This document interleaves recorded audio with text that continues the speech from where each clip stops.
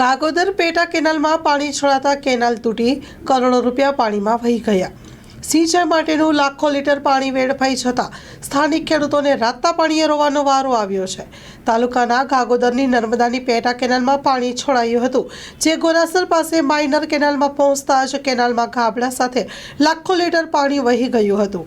રાપર તાલુકામાં નર્મદા કેનાલના કામમાં કરોડોનો ભ્રષ્ટાચાર આચરવામાં આવ્યો છે અને નબળી કામગીરી મુદ્દે સ્થાનિક લોકોની અને અનેક રજૂઆત બાદ પણ પદાધિકારીઓ અધિકારીઓની ઊંઘ ન ઉડતા છાસવારે કેનાલમાં ગાબડા સાથે વિકાસ ડોકાય છે। તેમ છતાં પણ કોન્ટ્રાક્ટર, જવાબદાર અધિકારીઓ, કર્મચારીઓ સામે કોઈ જ પગલાં ભરાતા નથી।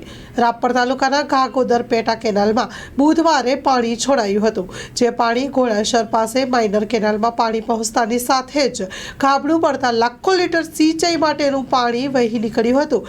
પ્રજાના કરોડો રૂપિયા પાણીમાં વહી ગયા હતા અને સ્થાનિકે ઠેર ઠેર તળાવ જેવા દ્રશ્યો જોવા મળ્યા હતા। ખેડૂતોના ખેતરો ધોવાઈ જતા રાતના પાણીએ ખેડૂતોને રોવાનો વારો આવ્યો છે। માં motor driving, safe and sure driving. Driving એ શોખ સાથે આપની મોટી જવાબદારી પણ છે। અમારા ઇન્સ્ટ્રક્ટર દ્વારા સચોટ અને સરળ માર્ગદર્શન।